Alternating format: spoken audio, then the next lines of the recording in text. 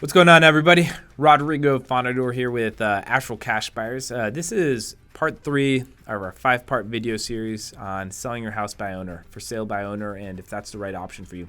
So in this video, we're going to get into the details of the pros and cons of listing, pros and cons of going the FSBO route.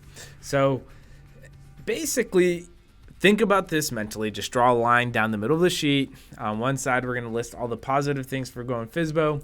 And on the right side, we're going to list all the positive things of going the listing route. So let's start with the positive things about going FSBO. What are the real benefits for selling FSBO? As a reminder, everybody, FSBO stands for sale by owner. So typically, the biggest benefit that comes to people's mind on doing a FSBO route is that they get to save on the commissions, right? When you sell your house, when it's listed, you're paying 6% of your sales price to the agent. So if you sell a house for $100,000, it's $6,000 in commissions. If you sell your house for $200,000, it's $12,000 in commissions. So obviously, as the price of your property goes up, the size of your commission that you're going to be paying to the agents goes up as well. Just something to consider. The other thing that's good about going FSBO is you get to control the process. You choose when people come to your house. You get to choose when your house is on the market, when to pull it off the market. You've got no contracts that you have to honor with the listing agent or with the listing firm.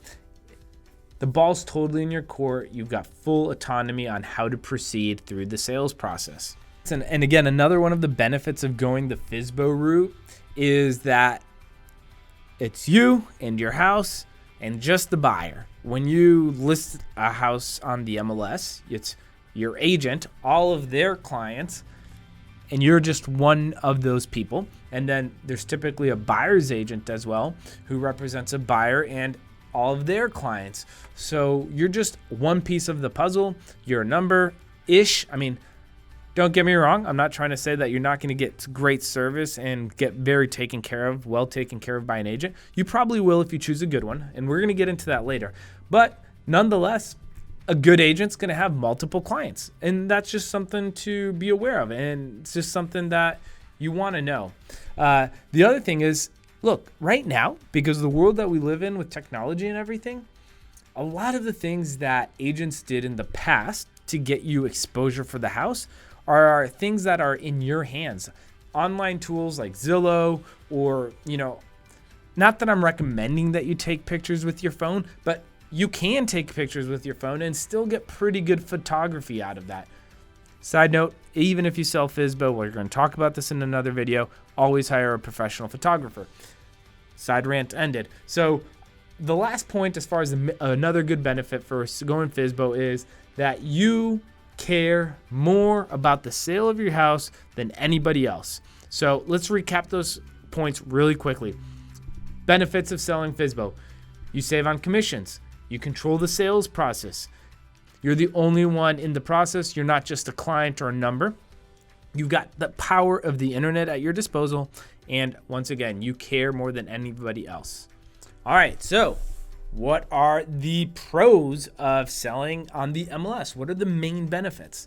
Selling on the MLS and all the benefits that I'm going to talk about here shortly are 100% contingent on making sure that you have a really, really good listing agent. A good agent is worth their weight in gold, and we're going to talk about how to determine or how to decide if what a good listing agent is and who to work with in video number 5 when we talk about what to do if you decide to list your house. Okay, assuming you have a really good listing agent, what do you do next? So having a good listing agent gets you incredible marketing experience. This means anything from professional photography, drone photography, virtual tours, knowing how to describe a house, who to share the house with, and just having a good feel for the market when it comes to price and positioning your house well for buyers to get excited about it. The other thing, the agent, guess what they do? They answer all the phone calls, all the questions, all the emails, all of the things that can be a time suck when selling your house, they take care of. And they make sure that they answer all these questions in depth and that they present really good customer service in a sense so that people who are interested can feel comfortable making a decision. The other thing that they do is they deal with MLS buyers. And what do I mean by this? Like, dealing with buyers is almost a skill set in itself, because I don't think this is a surprise to anybody, but you can get tire kickers who are buyers who are tire kickers. Say that 5 times fast. You can get buyers that are tire kickers. And so what I mean by that is having a good listing agent is going to protect you from going under contract with someone who actually doesn't have the ability to close. You don't want to tie your property up, go under contract, wait 2, 3, 4, 5, 6 weeks, and then find out that the person who is going to buy your house doesn't have the ability to buy your house, and then you have to start the process all over again. The last thing is a big benefit of working with a listing agent, again, is their ability to negotiate. They really are going to go to bat for you to make sure that you get the best possible deal. And just a side note, the best possible deal doesn't always mean the best, highest price, because there are other things to take into consideration. How quickly the house is going to close, how much time do you have to move out, do you have tenants, how to deal with that, anything that has to do with repairs or just things like homeowner associations, septic tanks, wells, shared septics, all of that mess, they take care of it for you. Make sure that you are protected as a seller to get the best possible deal. So, couple of closing thoughts, and I don't want to say that there's been misleading information around this, but I would just say is do your research. Typically, a listing agent's going to tell you 2 things to encourage you or really try to sway you to list. One is that you're going to sell for more and that you're going to sell quicker. That may be true. That may not be true.